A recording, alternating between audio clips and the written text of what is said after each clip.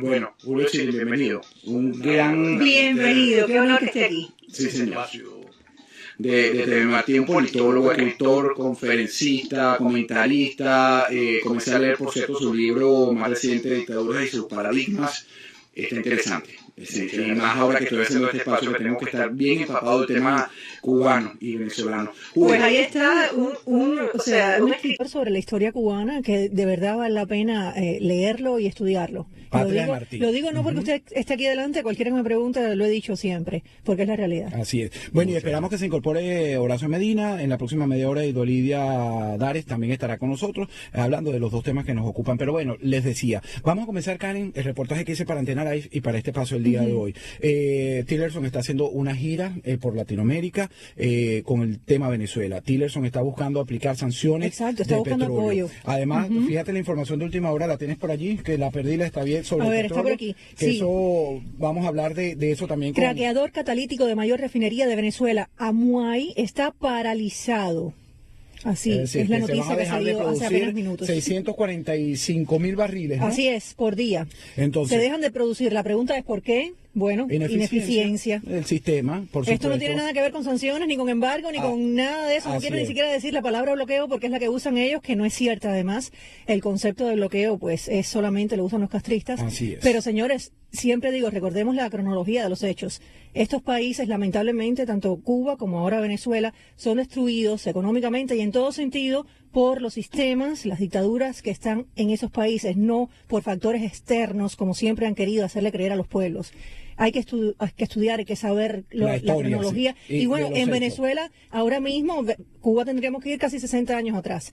En Venezuela está pasando cada día estas cosas. No, y como no hay petróleo, aunque Estados Unidos le paga, es la relación, es el único dinero efectivo que le entra. Yo tengo mi teoría también, eso lo vamos a hablar en la próxima hora con nuestros invitados, que ellos se están alimentando del narcotráfico. Pero bueno, en este caso, mientras esto está ocurriendo, el panorama político, hoy están reunidos nuevamente en República Dominicana tratando de fijar la fecha de las elecciones ilegítimas por la Asamblea Nacional Constituyente ilegal. Dicen que puede ser el 22, me dijo nuestra corresponsal en Venezuela, Aymara Lorenzo. Estamos trabajando en eso. El pueblo está huyendo desesperado de Venezuela, desesperado por Cúcuta. Cifras del gobierno, y ese es mi package de hoy, habla de 35.000 mensuales que pasan por el puente internacional entre Venezuela y Colombia. 15.000 se quedan en Colombia diariamente. Escuchen y vean este reportaje.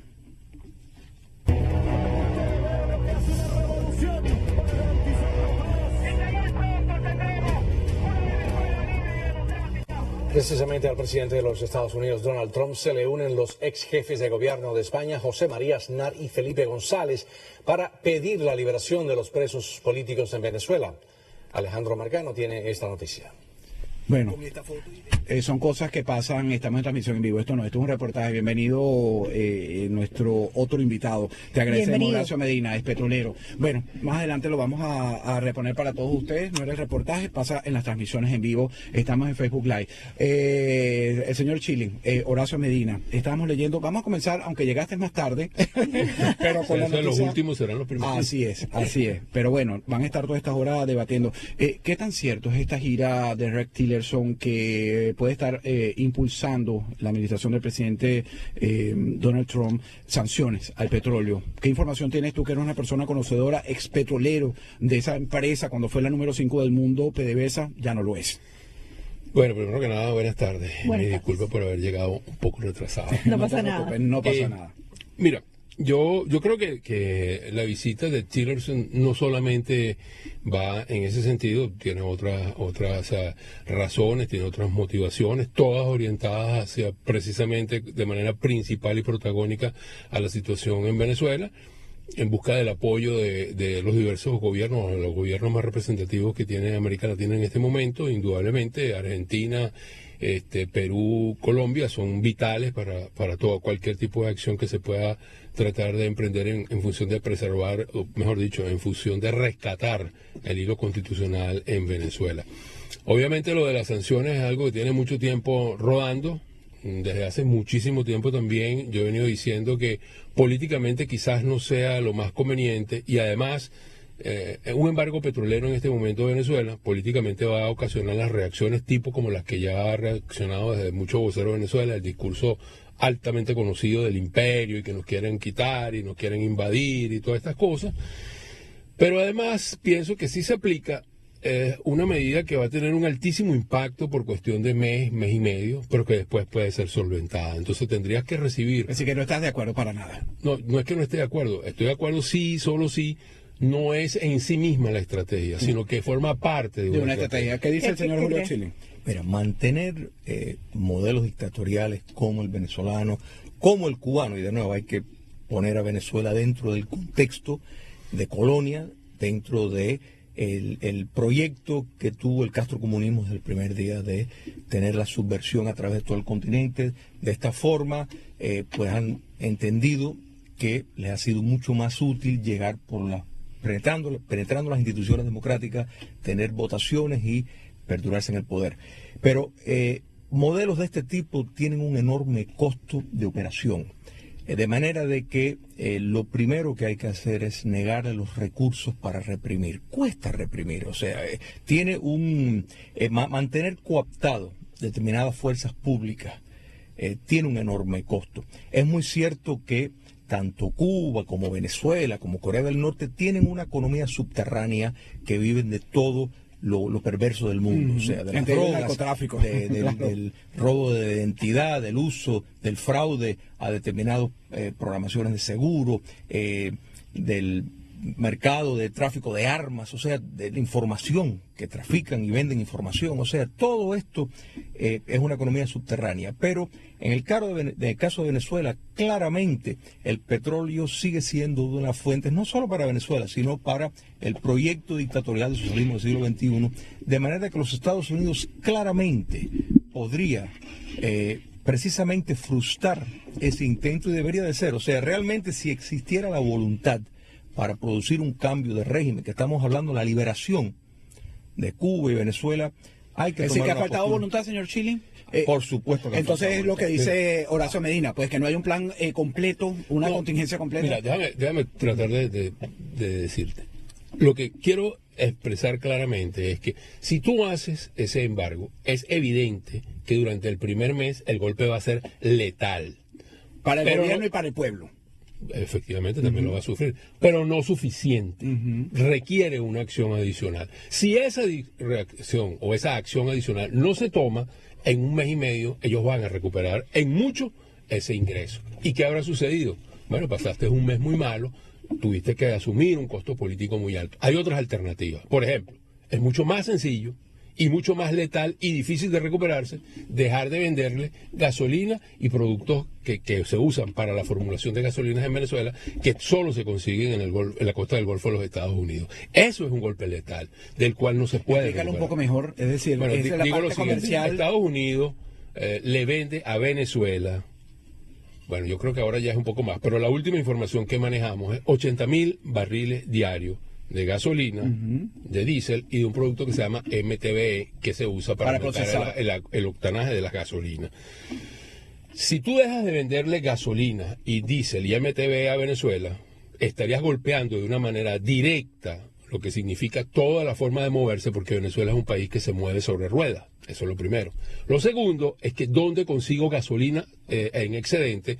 Solo en mercado spot de Holanda, en Rotterdam. Es probable. Que no le van a pagar si no tienen dinero y no tienen garantías. Y además de eso son 14 días de viaje, no son 6 días, que es lo que tarda aquí. Entonces, tendría que hacer una cantidad de viajes impresionantes para poder mantener el suministro. Y segundo, en Rotterdam no van a conseguir MTBE. Y si no consiguen MTBE, tendrían que buscar, por ejemplo, etanol en cantidades mucho más grandes en Brasil, que también es un viaje que por lo menos tarda 10 a 12 días. Entonces, eso es una medida mucho más inteligente, porque además la carga de la prueba tú se la estás poniendo al régimen, porque yo no le estoy dejando de comprar, yo estoy sencillamente dejándole de vender al país que tiene las reservas más grandes del mundo y que hasta hace un año y medio me dijeron que tenían la mejor empresa del mundo, de este planeta. Entonces ahora, bueno, sencillamente, ¿para qué tú quieres que yo te venda gasolina? Yo no te la quiero vender, prefiero vendérsela al señor Schilling, pues me gusta más el señor Schilling, no te la quiero vender más a ti, pues. Pagaré mejor, ¿eh? Entonces, yo creo que eso es no sabemos si tiene un bolsillo tan como el de Estados Unidos. Complementar algo, solo un minuto, complementar algo. Mira, yo creo que el enemigo oculto detrás de toda esta situación, de todo este drama que ocurre en Venezuela, que fue tomada, yo diría como como la prima donna de la prueba que necesitaban. Está el Foro de Sao Paulo. A mucha gente se le olvida eso y piensa que eso es un mito. No, no es un mito. Fue real. Es real, no fue. Sí, es real. Y en el Foro de Sao Paulo están metidos todos los actores, porque está metido el castrismo, idea de Fidel, luego de la caída de Berlín, del muro de Berlín y todo lo que ocurrió allí, y que fue que abordaron, para complementar lo que está diciendo el compañero acá, fue que abordaron el método, la estrategia electoral para llegar y acceder al poder. El primero que apareció fue el carismático, un tipo carismático que fue utilizado y que él le encantaba ser utilizado para eso, porque además tenía las condiciones de perversidad que se necesitan, que fue Hugo Chávez. Y entonces el sueño de Fidel se cumple, porque Fidel siempre dice, oye, las revoluciones han llegado a los países pobres, porque Cuba producía, sí, ciertamente azúcar, con tabaco, era una economía yo creo que en ese momento muy, muy interesante, pero cuando llegó a Nicaragua, o sea, Nicaragua, el sandinismo llegó, cuando llegó a El Salvador el Frente de Farabundo Martí, o cuando llegó a Bolivia, o sea, todas estas no tenían este elemento importante que se llama petróleo, pieza fundamental. Entonces, lo que está detrás de todo esto, al final del día, es ese proyecto que se llama Foro de Sao Paulo. Y por eso se complica tanto la salida. Porque además hay muchas personas, y lo digo, dirigentes políticos, que o no quieren entenderlo o no les interesa entenderlo. Yo creo que no les interesa. Porque entenderlo significa asumir una actitud diferente. Claro, y no los arrollaría el tren como los está arrollando ahorita, que están discutiendo lo indiscutible cuando se van a presentar unas elecciones sin garantía, señor Chile. Yo le agradezco a Horacio, o que me llame compañero, porque estamos en rebelión, a que no nos permitimos que... No compañero en el sentido del castrismo. No. Eso está claro. En este programa hemos dicho que el castrismo mucho nos ha robado ya, como para también robarnos las palabras. Claro, es una rebelión que no nos permitimos que la izquierda radical nos robe el lenguaje. Así que me parece exactamente. Pero yo creo que la ampliación de la estrategia de incluir todos esos productos es vital. Pero mira, mencionaste el Foro de Sao Paulo y es fundamental entender que cuando cae el comunismo soviético, Fidel Castro se da cuenta que ya no van a tener los recursos necesarios para subvertir el orden en el continente. En otras palabras, las guerras rurales, urbanas, iban a tener que parar. Lo que hemos visto es una reformulación de la estrategia que en efecto concuerda con lo que planteó Antonio Gramsci y la Escuela de Frankfurt, que por medio de la cultura, de las instituciones, se podía llegar al poder y se podía dominar desde el poder sin tener que tener esos enormes costos. Y cuando miramos la hoja de expediente, desde 1959 a 1989, los logros que tuvo el comunismo internacional en América Latina fueron pocos. En otras palabras, Chile fue revertido. Fue una inversión que realmente no dio los frutos en términos de decir, mira, aquí está el país que está en bajo dominio de la izquierda radical. Sin embargo, la estrategia del Foro de Sao Paulo a partir de 1991 sí ha dado resultados. Venezuela, Ecuador, Bolivia, Nicaragua, Cuba comunista. En Brasil no se logró por la presencia de las Fuerzas Armadas. También, en Honduras. igualmente. Pero tiene por las Fuerzas Armadas que en este país, en este caso, están comprometidas con todo ese eje del mal, incluso el narcotráfico. Correcto. Y entonces es importantísimo entender que la metodología ha cambiado y es consecuente con, de nuevo, otros marxistas que discreparon con Marx en la vía de llegar al poder, pero no en la visión de lucha de clase, aunque más hayan redefinido la noción de clase, a entender otros actores que ellos quieren nombrar. Quisiera rápidamente, pues, agradecerle muchísimo a nuestro querido Yusnavi Pérez, que está viendo el programa y ha compartido el programa ya varias veces. Sabemos que Yusnavi, mi querido amigo... Ahora en Houston, conquistando a los venezolanos en Houston. No, ya él ha conquistado... No pude hablar con él, desde hace tiempo que estaba pensando hablar con él. Bueno, pero creo que él ha conquistado a los venezolanos y a todo el mundo, porque además de muy buena persona y queridísimo, pues es muy buen periodista. Yo creo que yo fui uno de los primeritos venezolanos que lo siguió en el Twitter, no es por nada. Pues sí, pues ya ve. Muchísimas gracias a él que está compartiendo el programa, pues muchas gracias porque sabemos que tiene muchos seguidores y pues le agradecemos muchísimo. Y que esté en sintonía, es decir, pero quiere decir que no está trabajando hoy, porque si no está viendo esta hora. Antes de seguir, quería preguntarle, además de sanciones, usted dice que las sanciones sí, ok, mientras que vengan con otras cosas. ¿Qué cosas específicamente, por ejemplo? Sencillamente tiene que haber una actitud primero de los gobiernos de la región, mucho más de entendimiento de lo que ocurre de nuevo. Y esa Bueno, yo creo que eso puede formar parte. Yo no estoy tan seguro que Tillerson tenga muy claro en eso, ¿no? Yo creo que ahora que salió Shannon de ahí, quizás pueda permear un poco más la realidad, ¿no? Shannon era un muro de contención absoluto y total, y yo creo que eso es una de las mejores decisiones que yo he visto en los últimos tiempos, sacar a Thomas Para mí Shannon. habla de la determinación de la administración Que fue hace Trump pocos días. de buscar un cambio. Entonces, entendiendo esto, y yo pienso que Tillerson conoce la situación económica en Venezuela a plenitud, sabe lo que está ocurriendo desde el punto de vista económico, pero no estoy tan seguro si él tiene el rompecabezas armado desde el punto de vista de lo que significa todo esto como una estrategia hemisférica. Y yo creo que eso es vital para que eso ocurra. Entonces, yo diría que este acercamiento sí está pidiendo, está solicitando que los gobiernos de América Latina tomen una actitud más determinada, más firme con relación a lo que ocurre en Venezuela, porque ya las consecuencias las están empezando a sufrir. Y Colombia, que a mi modo de ver las cosas es así como las joyas de la corona, es el próximo en la lista. Y no está tan lejos de que eso ocurra, a menos que se tome contigo. Y mucha gente, yo quiero que, ya que nos están oyendo, mucha gente que piensa que este es un gobierno muy malo, el de Venezuela me refiero, que este definitivamente es que son un poco de bruto, que Maduro esto. Yo quiero decirles una cosa. Esto ha sido exitosísimo, porque la fundamental, cuando uno lee todos los legados del marxismo, que yo lo leí, porque hay mucha gente que es marxista y nunca leyó El Capital, yo sí lo leí, y lo entendí además, por eso que no soy marxista, como dijo Ronald Reagan. Entonces, quiero decirles que han tenido un gran éxito. Toda la destrucción del aparato productivo lo hicieron con éxito, deliberado propósito de eso. Todo lo que está ocurriendo con la escasez, todo lo que está ocurriendo con todo esto en las medicinas, los alimentos, es con el deliberado propósito de controlar. Y es un experimento que se ha hecho muchas veces. Yo te doy hoy las cajitas, mañana no te las doy, y cuando no te las doy las extrañas, cuando las extrañas te las doy, y te estoy no te dando... queda más remedio, además, porque es lo único que hay. Porque es lo único que hay. Entonces, eso es lo que creo que hay que empezar a difundir. Y hay que diseñar esa estrategia. Y lo otro, y que yo quiero decirte a Alejandro, cuando me vuelvas a invitar, y a Carmen, cuando me vuelvas a invitar, yo voy a hablar solamente de lo que viene. Porque yo creo que eso también es un elemento que ha faltado. Los liderazgos políticos ofrecen libertad, democracia, pero no ofrecen las soluciones y no ofrecen la alternativa, la propuesta para salir de esto. En Venezuela no hay nadie enamorando a esa población que está acostumbrada con lo que sigue. Y hay que decirle y eso lo no que se merece. Es en parte también lo que ha pasado en Cuba. Correcto. Mire, yo solamente quisiera enmendar o complementar lo que ha dicho Horacio. Y eso es las leyes de consecuencias no intencionadas o consecuencias intencionadas. Y eso es una medida apremiante de sanciones para privarle a la dictadura en Venezuela de fondos.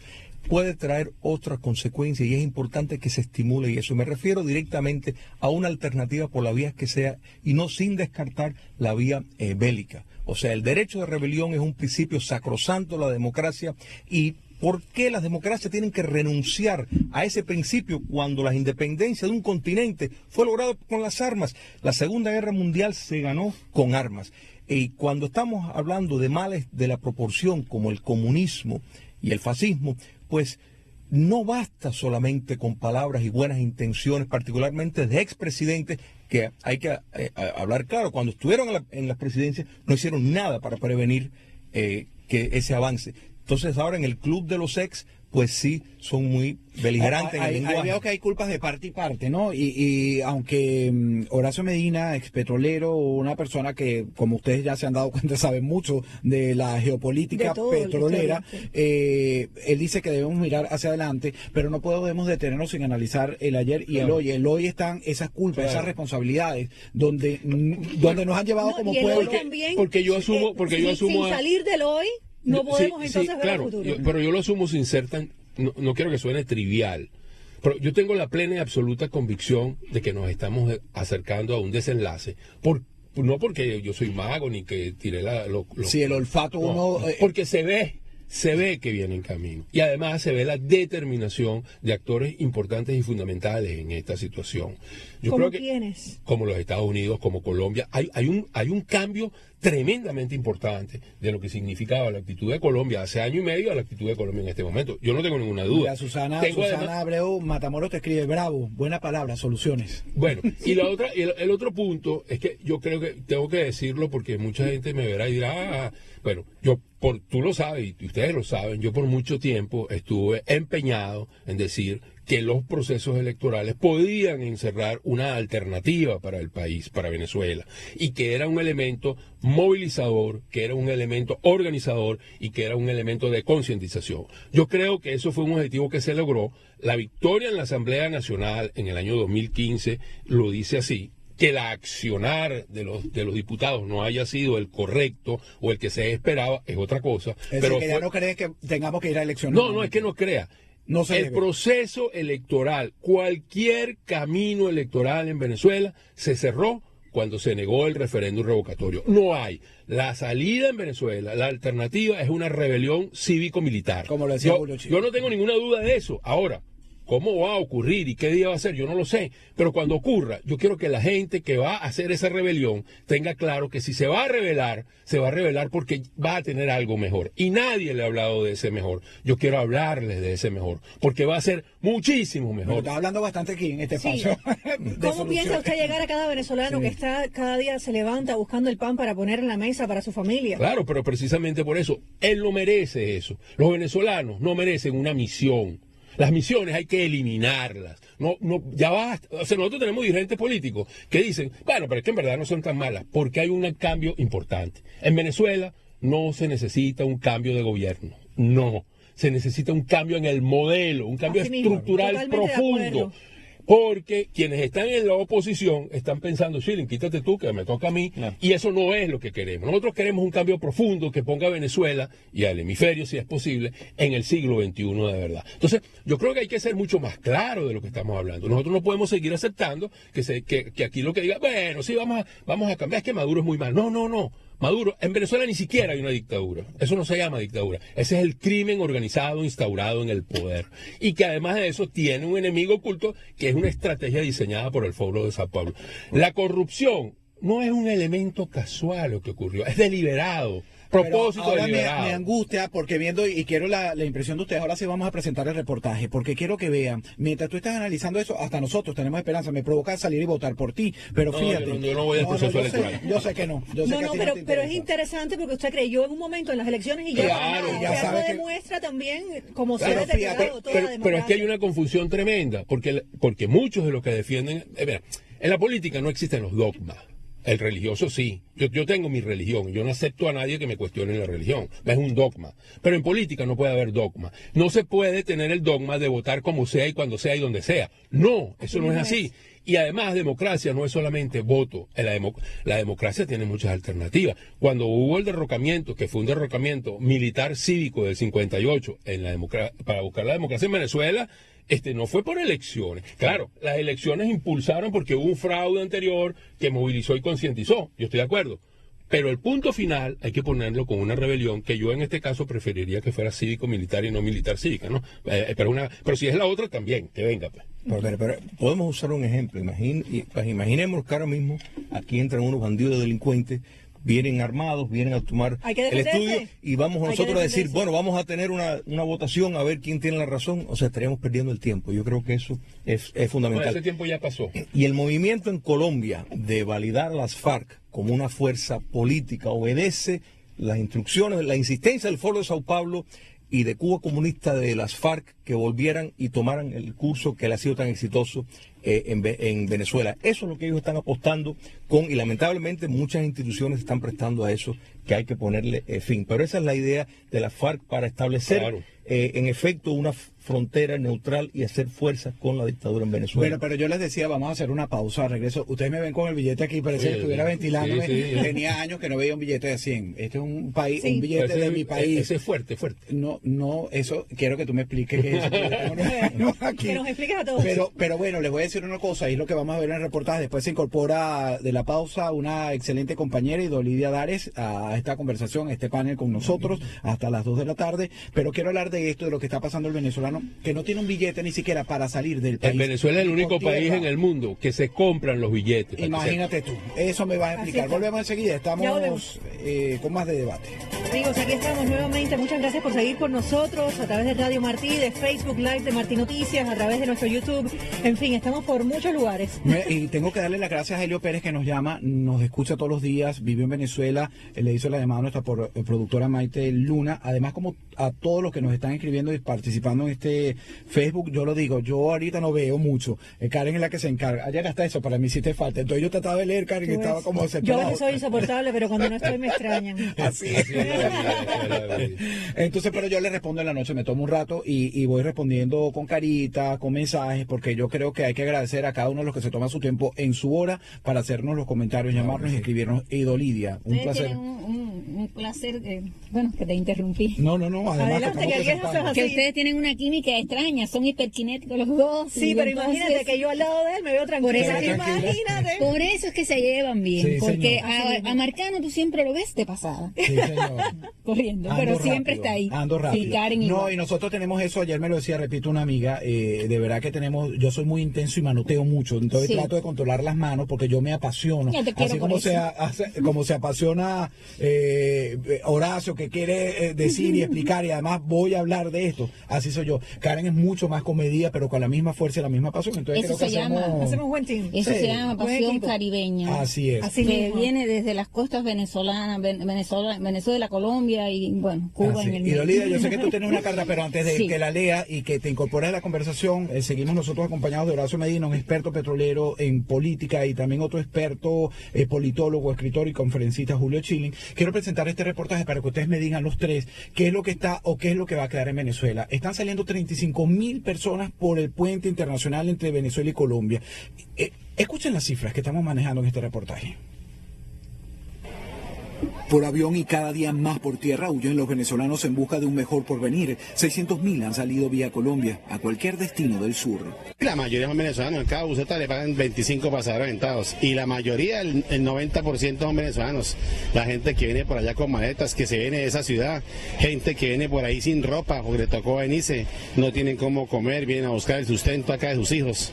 Las imágenes eran impensables hace un par de años. Hoy por hoy, el éxodo venezolano a Colombia supera la migración a Europa vía el Mediterráneo. Sabemos que estamos como que invadiendo su espacio de verdad, masivamente, porque tenemos unas condiciones especiales en el país.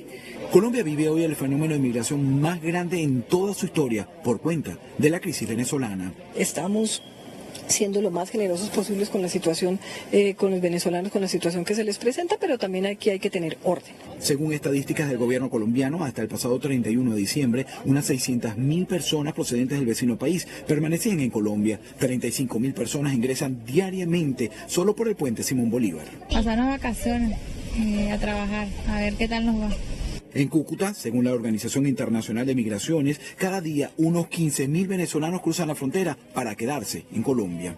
Hay un mal uso de la tarjeta de movilidad fronteriza. La tarjeta de movilidad fronteriza, como su nombre lo dice, es para cruzar, estar cruzando la frontera de manera permanente, pero no para estar permanentemente en la ciudad. En Venezuela eran profesionales, desde ingenieros y doctores hasta maestros. Hoy, algunos se prostituyen y hasta roban para comer o mandar dinero a su familia en Venezuela. La verdad estamos cansados de la inseguridad que se está viendo.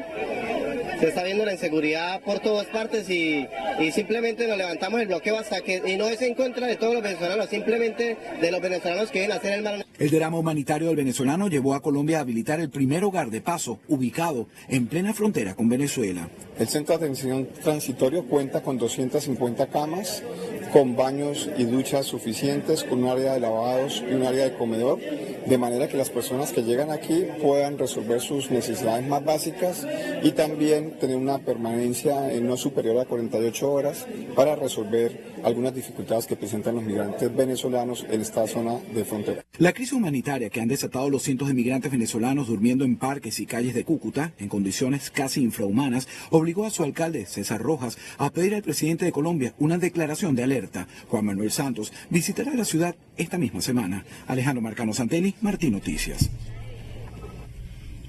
Bueno, ese fue el reportaje de hoy, Alejandro. No hay nadie, no va a quedar nada en Venezuela. Eso es lo que le quiero preguntar. ¿Qué es lo que pasa? Esta crisis de emigración de Venezuela, ¿había pasado antes en el país, en algún momento de la historia? No, yo quisiera hacer un par de aclaratorios. Primero, ciertamente lo que está ocurriendo lo sabemos. Igual atraviesan toda Colombia, todos no se quedan en Colombia y siguen hacia Ecuador. Otros tantos están yendo a Perú, donde van a Chile y Argentina. Pero recordemos algo importante. Una palabra que a mucha gente se le ha olvidado, que se llama desplazados. En Colombia fueron a Venezuela 4 millones de colombianos desplazados cuando la guerrilla estaba en su pleno apogeo. ¿Qué ha sucedido? Bueno, muchísimos de esos colombianos han tenido hijos y ya nietos que son, ¿qué? Colombianos, porque la nacionalidad colombiana no se pierde. ¿Qué están haciendo? Bueno, sencillamente retornando a su lugar de origen, quiero decir nacional, porque su papá o su mamá... No, a lo mejor nacieron en Venezuela, pero son originarios colombianos. ¿Y qué harías tú? Bueno, me iría para Colombia, eso es lógico. Ahora, yo no estoy tratando de disculpar, sino estoy diciendo que eso es una realidad, eso es un fact. Lo que sucede es que desde hace ¿Pero mucho... lo habían hecho antes? No, claro que nunca había la necesidad. Al contrario, Venezuela era un receptor de migraciones. Yo recuerdo claramente cuando muchísimos cubanos vinieron a Venezuela. Italianos, portugueses, españoles, libaneses. Claro, Venezuela era una tierra que acogía a todos aquellos que llegaban. Yo pienso... Y con los brazos abiertos. Pienso que sin ningún tipo de restricción. Que yo creo que debió haber alguna, pero no la hubo, nunca, jamás hubo restricción, ni fobia. Entonces, yo creo que ahora... En Cuba también recibíamos muchos extranjeros, ¿no? También, antes del 59. Andrés Pérez estuvo en Cuba, Betancourt. Claro. Pero mira, el éxodo es un fenómeno del comunismo, o sea, es uno de los síntomas del comunismo. Pero yo creo que la atención aquí tiene que estar, en este caso específico, no de la crisis venezolana, la crisis de la dictadura en Venezuela. La crisis es la dictadura que está en el poder. Eso es lo que hay que enfocar y hay que remover. Ahí es donde está la clave. El resto es tratar los síntomas, hay que ir a la causa. En otras palabras, el cáncer. Hay que remover, hay que tomar una proactividad para remover a ese régimen dictatorial para solucionar el problema, porque esto no para aquí. Entonces, ahí es donde tiene que estar la atención del presidente Santos y de todos los líderes del hemisferio que realmente quieren resolver el problema en Venezuela. Bueno, el problema en Venezuela es el poder político dictatorial que existe. Que además es un patrón que se repite. Totalmente de acuerdo con Julio, salvo en una cosa. Yo me niego rotundamente a decirle dictadura, porque le estoy dando una beligerancia política que no tienen. Yo entiendo que el sustento es una cosa. Pero quienes están en el poder en Venezuela son unos malandros, unos delincuentes. ¿Quién me va a decir a mí que Diosdado Cabello es marxista? Eso es mentira. Lo que pasa es que es un sinvergüenza, un malandro, un ladrón, un delincuente. Pablo Escobar no está atentando contra el gobierno. Pablo Escobar está en el gobierno. Y esa es una gran diferencia. Por eso yo insisto que es el crimen organizado quien se instauró en el poder. Por lo demás, 1000% de acuerdo con... Bueno, y para eso estamos en debate. Y Lidia, ¿cómo lo estás mirando tú? ¿Qué lectura le estás dando a todo este éxodo y a lo que está pasando actualmente cuando tenemos una gira de un personaje tan importante en la administración Trump, Rex Tillerson, por Latinoamérica, que incluso va a Colombia y se va a enterar y va a hablar de este tema, del éxodo que comienza por Colombia? Sí, es muy triste lo que está ocurriendo y bueno, coincido con Horacio en todo esto, pero en definitiva usamos el término dictadura en el sentido de que lo entendemos como que el poder fue asaltado por un bandolero. No es un gobierno democrático, ya no lo es. Allí. Y desgraciadamente es muy doloroso lo que está ocurriendo y ojalá las cosas en estos tiempos, como bien decía en el primer tiempo Horacio, haya un cambio, tiene que venir algo, porque no puedo creer que ya ese pueblo que está pronto. ¿Tú lo crees también, Ido Lidia? Yo creo yo creo en la emoción y en el sentido lógico que tienen, porque ellos están mucho más directamente por un mundo que nosotros no vemos ni entendemos, pero que él sí. Pero hay señales importantes. Mira, por mucho tiempo, y esto no es porque nosotros seamos más inteligentes ni nada de eso, si nosotros lo sabemos, la CIA, la DEA, el FBI tienen que saberlo mucho más. Mucho más. ¿Qué quiero decir? Los chinos, los rusos, los iraníes, Hezbollah, todo eso está en Venezuela. Todo está en Venezuela. Yo no lo estoy inventando, esa es una realidad. Y primera vez que yo oigo a un alto funcionario decir lo que dijo Tillerson, que los chinos, ¿hasta cuándo los chinos van a seguir apoyando a Venezuela? Pero es que esa es la realidad. Esto parece una provincia de China, Venezuelanchán, yo no sé cómo llamarla, porque es que la gente no tiene idea de lo pervertido que se ha convertido el control de toda la minería en el país. En Venezuela están saqueando el Estado Bolívar, no están robando, claro, por eso se lo están saqueando, Horacio, el oro. Entonces, para esas soluciones, yo creo que no hay una esencia de un venezolano pero primera noticia, lo que te quiero decir es que es primera vez que hay un reconocimiento de un altísimo funcionario sobre lo que está haciendo China. Lo segundo es lo que está haciendo Putin. Rusia también tiene una presencia importante, pero tiene una connotación mucho más política, mucho más amenazante de la seguridad de los Estados Unidos, porque además se vincula nuevamente con el castrismo. Porque, fíjate qué casualidad, Venezuela reactivó la refinería de Cienfuegos, invirtió $1.200 millones, $6.000 millones en Matanzas, y entonces ahora le quitaron eso, el castrismo se lo quitó porque tenía unas deudas que no le pagaba acá. Y entonces, ¿quién va a asumir la operación? Rusia. Entonces, yo lo que quiero es esto es el eje del cabeza que hay que armarlo. Y es muy importante, sí. Ahora, voy a tener un síntesis. Hable, porque si no, él se lleva el programa solo. Un síntesis en lo que Horacio ha planteado en términos de los términos. Jean Kirkpatrick, la brillante antigua embajadora de las Naciones Unidas estadounidense, politóloga, pues dijo que las dictaduras comunistas eran el crimen organizado arribado al poder. Y yo creo que esa definición pues encaja, porque en efecto sí, en la práctica sí. Pero aquí lo que estamos hablando es como una multinacional subversiva, que por eso la antigua administración le hizo tanto daño a la democracia, porque le dio un espacio a Irán, al islamismo radical chiita, donde Hezbollah básicamente es un instrumento de Irán, y la presencia que tiene en América Latina. No es ningún secreto que tanto Rusia y China con Irán pues tiene intenciones hegemónicas que tienen una convergencia de intereses. Ni siquiera ha sido secreto. Es fundamental que los Estados Unidos principalmente dé los primeros pasos para que las otras democracias en el continente empiecen. Y no lo está dando, señor Chilling. Lo está dando, pero hace falta. Muy tímidamente. Cuando el presidente Trump anunció que la opción militar no estaba descartada, hizo bien. No es correcto que después vengan suboficiales de él a decir, bueno, lo que él quiso decir. No, es fundamental porque eso envía mensajes. Envías mensajes a personas que el monopolio de la violencia no la va a tener la dictadura siempre. Y que oficiales que ahora pueden estar portando armas, en algún momento pueden decir, espera, se está hundiendo el barco, y por sus propios intereses, con un puente de plata que se les ofrezca, podría estar la solución, como sucedió en Portugal con Salazar, o sea, como sucedió en Grecia con la revolución de los coroneles. O sea, hay salida para iniciar la liberación y después que venga el poder político civil para promover la democratización, que es un paso posterior. Correcto. Es decir, que estamos en un momento histórico. Yo coincido esta mañana, no sé por qué, si será el día, si será la época, amanecí con un cierto toque de esperanza. Sí. Y olfateando, le decía un compañero, no sé si mi instinto periodístico me lo dice, que va a producirse algún cambio próximamente. No sé si político, frente a este ajedrez tan complicado que tenemos en el país y en la región. Bueno, y que una persona tan informada y que ha vivido tan de cerca toda la historia reciente de Venezuela esté diciendo que tiene esperanzas, pues la verdad a mí también me da esperanza. No, además un cambio. Y los amigos que nos escuchan en Cuba ahora y que oyen las esperanzas, y queremos oír, que sepan que hay esperanza. Sí. Y Olivia, tienes una carta muy bonita que porque precisamente me encantaba que Horacio hablara con tanto fervor, porque convence, su esperanza convence, Julio Chilling también.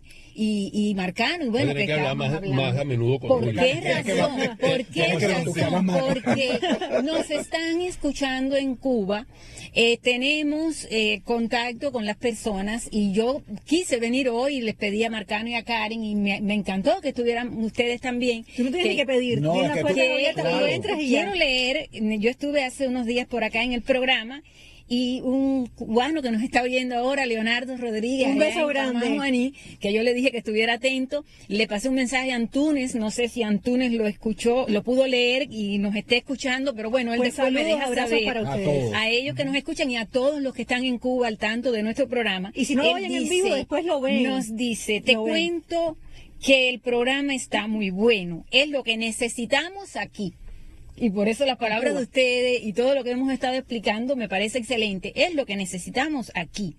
RM es escuchada por opositores y los que no lo son los sintonizan para saber nuestra realidad e informarse. Lo demás es cuento. Fue muy interesante cuando hablaron de los hackers. Bueno, la semana pasada habíamos hablado de cómo la dictadura cubana o el horror que se vive en Cuba llegaron al extremo de hackearle cuentas a los opositores y fue horrible porque lo han hecho en repetidas ocasiones. Y entonces él dice, cuenta, ¿no?, que a él le pasó 2 horas después de haber sostenido una discusión con un militar, con un agente de la seguridad del Estado, que yo les digo militares porque aunque no usan uniforme llevan el militar por dentro. Y él me dice, déjame decirte, 2 horas después de discutir con él, me hackearon mi cuenta. No se hackea una cuenta en un instante, imposible. Creo que han sido torpes, pues eso demuestra que ellos tenían acceso a las cuentas y lo hace público cuando lo deciden. Y entonces es aquí donde yo converso con ustedes. ¿Cómo, a qué punto ha llegado el grado de invasión en la privacidad del ser humano? Y es por lo que digo que la esperanza en Venezuela tiene que venir, porque en ese país donde toda la información ha ido fluyendo en las redes sociales, no queremos que lleguen al punto en que hemos llegado nosotros en Cuba. Llegaremos, Porque, Horacio, te pregunto a ti, hoy que amaneciste también con mucha esperanza, Oye, si no armamos ese rompecabezas... Bueno, es que se ha visto a lo largo de estos años cómo se ha censurado más y más a la prensa, a los medios de información. Difícil porque lamentablemente en 1998 yo tengo muchísimos amigos cubanos que vivían allá. Empezaron a irse, pues mucha gente le dijo, no, pero tú estás loco, en Venezuela no es Cuba, esto no va a pasar. Y bueno, mira, casi 20 años después, pues la cosa está pasando. No es que puede pasar, está pasando. Y horrible. Creo que hay una diferencia importante y mucho tiene que ver justamente las redes sociales. Muchísimo tiene que ver.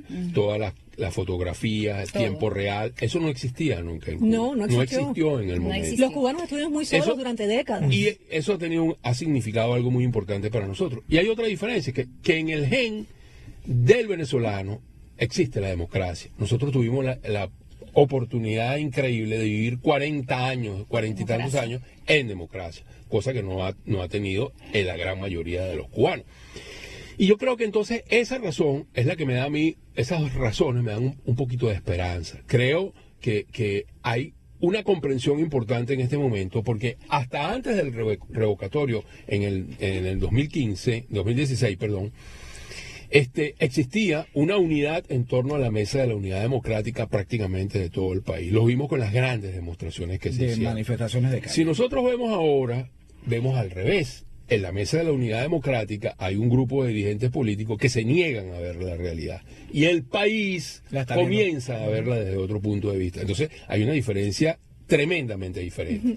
Y creo que solamente necesitamos algo más. Y por eso es que yo insisto en esta cuestión semántica de la dictadura. Una dictadura como Pinochet era una dictadura férrea, no tengo ninguna duda. Pero cuando Pinochet perdió el referéndum revocatorio y le dijeron, hey, no puede seguir, se fue. Sí. Este tipo no se va, de ninguna manera, porque son delincuentes, porque no tienen ninguna posibilidad de vivir en ningún lado. Además están comprometidos con crímenes de lesa humanidad, una crisis humanitaria que los va a llevar a la cárcel en cualquier momento de la historia. Yo no tengo ningún tipo de discusión si la cuestión es cívico-militar o militar-cívico, pero tiene que haber una rebelión popular que esté acompañada de una fuerza militar. Y con respecto a las intervenciones extranjeras, bueno, intervención también puede ser que los aviones que siguen saliendo con droga, los barcos que siguen saliendo con drogas desde Venezuela puedan ser hundidos o volados. Eso es una intervención militar, pero estás combatiendo el crimen organizado, el narco. Y lo estás combatiendo directamente a los culpables. Entonces, yo creo que... Y eso está contemplado, Karen, en nuestra Constitución, además. Y los que vayan a hacerlo de afuera, pues están defendiendo la dictadura de como dice Horacio Medina. Pero es que lo que hay en el poder en Venezuela está sustentado por fuerzas internacionales. Aparte, es una hipocresía no querer contar con ayuda extranjera. A mí me encanta usar el ejemplo que en los Estados Unidos 90% de las armas que financiaron el ejército de George Washington contra los ingleses fue pagada por Francia, el 90%. Pero además, si ya Venezuela está invadida por Cuba, Claro, hace por el rato. castrismo, Por los de chinos, Cuba. por los rusos, Sí, por Hezbollah, por exactamente. Irán. Claro. Entonces, ¿por qué no ser invadida por alguien que está buscando además la democracia del pueblo La venezolano? solidaridad democrática, lo Después que se ha quiere. demostrado. Rómulo Betancourt, que tú mencionaste, tenía esa ética democrática que se ha perdido. Yo creo que hay que apelar a eso. Tanto la tuvo que no fue seducido por Fidel Castro. Correcto. No se dejó seducir. Correcto. Creo que Y lo la venganza combatió en su momento, lo ¿no? combatió en su momento. Correcto. Y la venganza de Fidel Castro es precisamente porque este hombre no cayó y no fue parte del plan de conquistarlo, como después lo logró más adelante con otros presidentes de nuestra imperfecta democracia. Así En aquel es. momento. Así es. Por eso es que esto hay que verlo. Mira, el imponderable siempre está al doblar de la esquina. A Václav Havel le preguntaron 6 meses antes de la caída del muro de Berlín si él veía cambio, y él dijo que no, que él no lo veía remotamente, o sea, se equivocó y él estaba en el medio del proceso. Sí, o sea, fue que los el imponderables presidente siempre siempre. pueden ocurrir. Yo creo que estamos en un buen camino, creo que esta nueva administración tiene otro enfoque que ha sacado de lo invisible a la noción de la libertad en países donde izquierda, el dictaduras de la izquierda radical, porque es importante señalar diferencias cualitativas entre una dictadura como la de Egipto, como la de Pinochet, porque son netamente autoritarias. En Venezuela Exacto. estás hablando, está dominado por una dictadura totalitaria, o sea que es en especie Asesinos, una colonia correcta. Ellos no tienen, son apocalípticos, no tienen ninguna intención de irse jamás. Esa es Ellos una, están Idolí, eso es disfrazados una de diferencia democráticos. entre Completamente. que ya nosotros, incluso yo como periodista he aprendido que no debemos hacer diferenciación entre las dictaduras porque son nefastas todas. Y la única diferencia que he encontrado después de tantos estudios y tantos programas y todo es que el momento histórico que vivió Cuba era porque no tenía las redes sociales, porque lo mismo están haciendo en Entre nuestro otras pueblo. tantas cosas, pero las Sí, redes sociales claro. fueron fundamentales. Sí, obviamente. para visualizarlas. Como a esta altura ya buscar soluciones, bueno, no vivimos esa etapa, no teníamos internet, no teníamos celulares. Es que todavía en Cuba no hay internet libre. a Todavía estas no, alturas. es el problema. No, es que subversivo tener- es lo que me dice Leonardo en su carta, no se hackea una cuenta en un instante, imposible. ¿Por qué? Porque en las oficinas de Texas, de Camajuaní, hay 2 puertas. Hay una donde solo entran los segurosos. Le dicen allá a los militares que trabajan para la seguridad del Estado. Y esas personas entran allí y se pasan horas y horas y horas y nadie los ve salir. ¿Qué están haciendo ahí adentro? O sea, no tenemos ninguna defensa. Yo siempre le llamo, desde la vez que estuve acá, es la indefensión del cubano ante el poderoso ejército de Texas, que es el único que ofrece internet, que abre controla, y cierra. que controla todo como todo en Cuba Yo y creo como que está pasando en al Venezuela final también. del día hay algo que también es importante para los que están en Cuba y nos oyen, que a mí me encanta que la gente entienda. Yo soy un optimista, no existe otra forma de vivir. Hay que vivirla. Yo digo que cuando logremos salir de esto, hay una ventaja muy grande para los cubanos, que van a tener un ejército de venezolanos que entienden lo que significa de una manera clara e inequívoca, porque vivimos en las entrañas del monstruo, como dijo el señor Martí. Así es. Lo conocemos porque vivimos dentro de él. O sea que el apoyo va a ser irrestricto. Y eso yo lo digo por mí y lo digo por miles de mis compañeros que hemos tomado esa decisión hace mucho rato. Yo creo que no hay ninguna duda de que esta pelea es una pelea épica, compleja. Estamos luchando contra un monstruo gigante de muchas cabezas, pero confiamos en que lo vamos a derrotar. Ayer yo Muchas conversaba y yo les decía a Leonardo y les digo ahora a los cubanos que nos escuchan, y aquí tenemos a Chilin que nos ha apoyado mucho en eventos Bueno, que ha habido en el como buen pasado, cubano, además. y a los venezolanos que están aquí. Saben que estamos pendientes de ustedes, Radio Martí, Martí Noticias, nosotros estamos mirando diariamente lo que está pasando con ustedes en Cuba. No los vamos a dejar solos.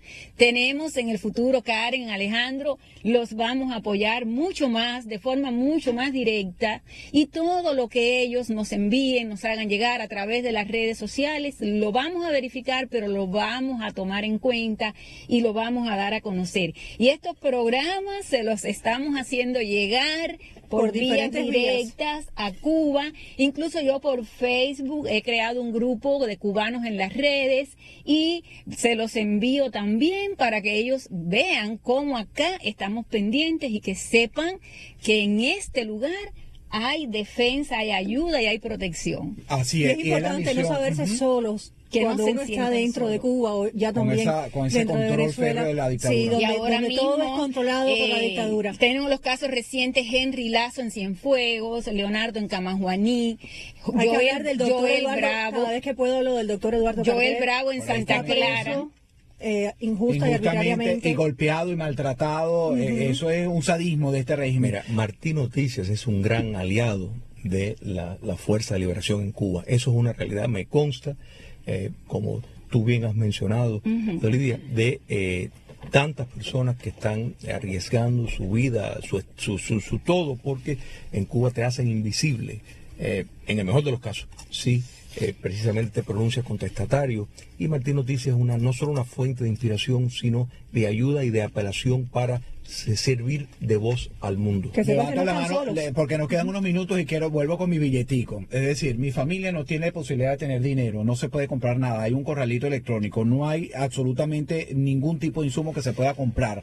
Ahora, te voy a robar el optimismo que tienes hoy. Voy a tratar de robártelo para que me haga un análisis de las elecciones. Me dice Aymara Lorenzo por aquí que aparentemente la fecha para estas elecciones es el 22 de abril. ¿Qué pasaría para esa gente que tiene la esperanza de que salgamos de este régimen, de que haya colaboración, intervención extranjera, que haya un apoyo para terminar estos 20 años? Maduro va solo, es presidente, lo eligen el 22. ¿Qué pasaría el 23 de abril? Primero, de aquí al 23 o al 22 falta mucho tiempo, ¿no? Eso es lo primero, ¿no? Muchas cosas. Bueno, difiero de ti, porque yo creo que estamos a la vuelta de la Muchas esquina. cosas pueden pasar. ¿Qué cosas pueden pasar? Bueno, pueden pasar muchas cosas y están pasando muchas cosas. Lo segundo que te voy a decir es... Eso va a dejar robar el optimismo. No, de ninguna manera. No, pero está bien. No, de ninguna Adelante, manera. adelante. Pérez Jiménez Sí, ganó... porque yo quiero saber qué puede pasar. No, pero ya va, cálmate. Pérez Jiménez perdió el plebiscito un año antes de que lo tumbaran, un año antes de que la Fuerza Armada le dijera se te acabó la película y el pueblo lo apoyara. Entonces yo creo que estamos en un momento complicado. De aquí hasta allá no va a ser tan fácil para ningún opositor plantearse ir al proceso electoral. Eso es número uno. Para Henry Ramos sí. Yo no creo. La presión... Alejandro, bueno, por eso reculó ayer, es verdad. Ayer dijo que estaba solo. Mucha presión. De lo que tú describiste hace rato, presión. Que el pueblo sí se está dando cuenta. Y va increciendo. Tiene razón. Ahí hay presión desde afuera. Y hay mucho. O sea, yo no lo veo así tan sencillo. Obviamente, yo insisto, yo tengo plena identificación de lo que estamos confrontando. No es a Nicolás Maduro.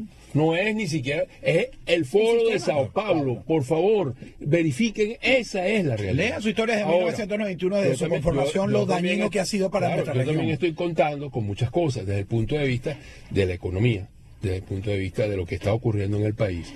La anarquía no la controla nadie. Y nadie decreta cuando se da un proceso anárquico, cuando hay una rebelión, cuando la gente se rebela. Eso no lo controla nadie. Y esto va a ocurrir, o puede. Hay muchísimas posibilidades de que ocurra. Sería más fácil si hubiese algún liderazgo opositor que fuese capaz de articular la problemática económica con la problemática. Pero es que no la hay, no ha emergido. Ok. O sea, espera. No se dejó robar entonces, yo sigo creyendo, es que tengo que creer, claro, porque hay demasiadas señales en la mesa de que las cosas los planetas se están alineando. Qué bueno. Eso es lo que entonces, ¿usted cree que no vamos a llegar entonces a ver las elecciones? Yo creo que si Venezuela tiene una solución, tiene necesariamente que ocurrir antes del día electoral. 10 segunditos porque se nos termina el tiempo, terminó. Hay que entender que el guión precisamente dictatorial del Foro de Sao Paulo es tener una oposición leal. Pero hay que pensar que no solo en el momento de la liberación, sino posteriormente la democratización. Así es. Oye, muchísimas gracias a todos. El resumen que hace todas las mañanas nos sirve a nosotros dos para nutrir este programa. Así que te lo agradecemos. Gracias. Gracias. Y a los cubanos están más que invitados nuevamente. Mañana nos vemos. Hasta pronto. Gracias a todo el equipo.